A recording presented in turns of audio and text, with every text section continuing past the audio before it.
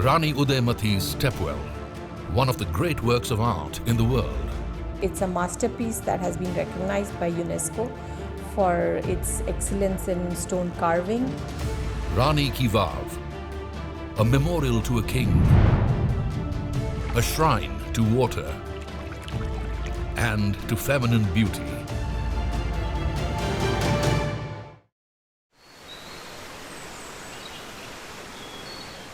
In the Rig Veda, one of the oldest texts known to mankind, is the mention of a mysterious river goddess, referred to as the best of mothers, rivers and goddesses, the Sarasvatī. Emerging from the Himalayas, the river Sarasvatī was deified as the goddess of knowledge. Flowing through northwestern India, nurturing life in her path.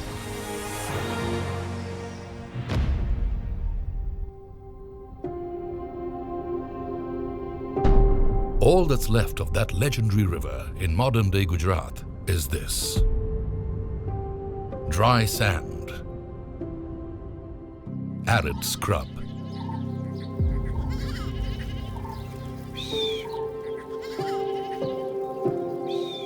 The people that were nurtured by her magical waters are gone. Their descendants now live in extreme environs.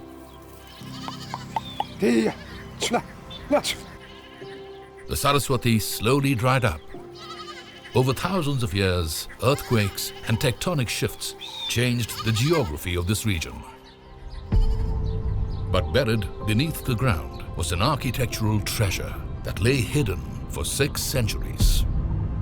In the case of Rani Ki Vav, it got practically forgotten. When they started digging it up, there was a little bit on top, and then literally as you dug more and more and more, this whole almost universe emerged. Only a part of a cylindrical well and some pillars were visible when excavation started in the 1940s and then again in the 1960s. The dig revealed a stepwell, or a vav as it is called in the local language.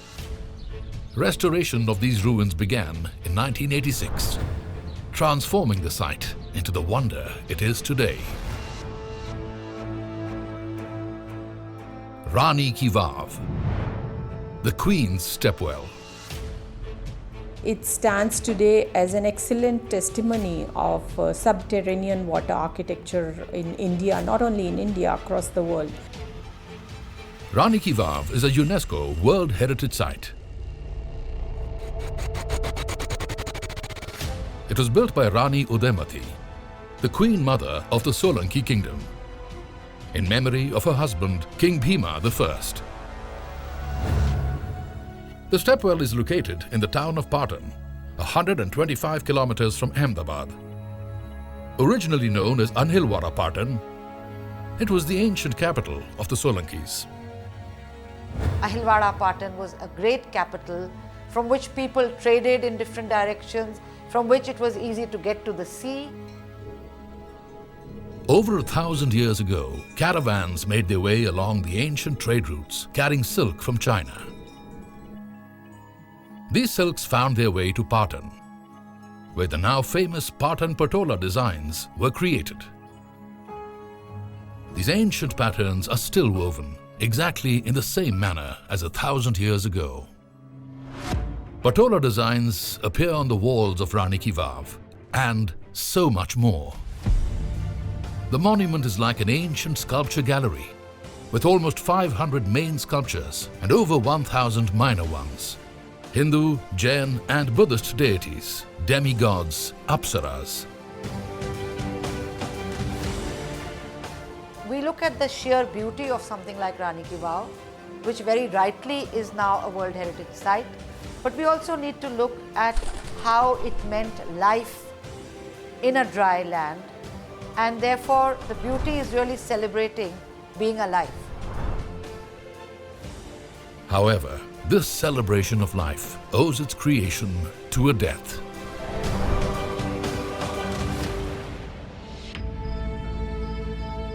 In the year 1064, the reign of a great king had come to an end.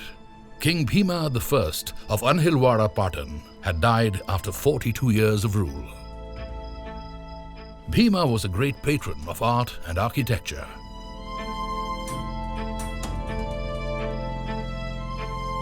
Rani Udaymati would build on that legacy. Udaymati Stepwell was a massive public project for the city. The construction started in 1062 and it is believed to have taken about 20 years.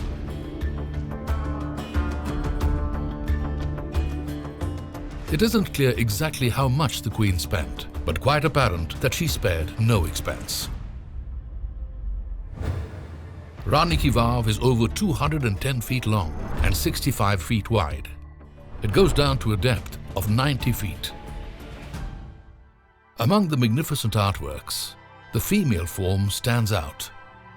The patron's own perspective is actually coming through. The sheer beauty is coming through. The rust of the building is coming through in what we can see today. This aesthetic is clearly inspired by Shringar, the art and emotion of beautification. This aspect of femininity has been celebrated by Indian artists for millennia. Rani Ki Vav is one of its finest examples. A woman arches her back with sensual grace. Another colors her lips. Beauty and sensuality have been frozen in time on the walls of the Queen's Stepwell. The sandstone structure was built in the Maru Gurjara style of architecture. No cement or binding material is used anywhere. Every stone is joined with the other with interlocking pieces of wood. It was divided into a series of steps leading to the water level at one end and a cylindrical well on the other. What is really unique about it is the depth that it goes to, the various levels that have been created. There are 7 pillared floors. Out of an original 292 pillars, 226 still stand, many fully intact. Some of the colonnades have been lost to time, but the remaining ones give an insight into the clever design. They were built not just for respite from the desert heat, but also to reduce the rate of evaporation. In the 11th century, water scarcity was already a severe problem here. The Sarasvatī that the locals worshipped had all but gone. The remains of an elaborate water harvesting system near Rani Ki Vav tell a unique story. Sahasraling Talav, named for the 1,000 shivlings that are believed to have once stood here. This existed before Rani Ki Vav. A bird's eye view reveals how sophisticated hydrology took center stage over 1,000 years ago. In the rainy season, water was channelized from the Sarasvatī river. The harvested water then flowed through deep trenches and collected in the Rudra Kupa, a filtration reservoir 40 meters in diameter. Here, the silt in the water would settle. The clean water would flow onwards. An ingenious system, very similar to 21st century canal works. The water management and storage system replenished the water table, aiding Rani Ki Vav and other wells in the area. Was the Stepwell Rani Udaymati's homage to her late husband? Or was there more to it? Many believe that she created not just a well, but a place of worship where the deity itself was water. Some say that the Queen created a temple, except, mysteriously enough, hers was inverted. In fact, if you really look at Rani Ki Vav, it is an inverted shikhara of a temple. 1,000 years after it was built, Rani Udaymati Stepwell has become a symbol of pride for modern India.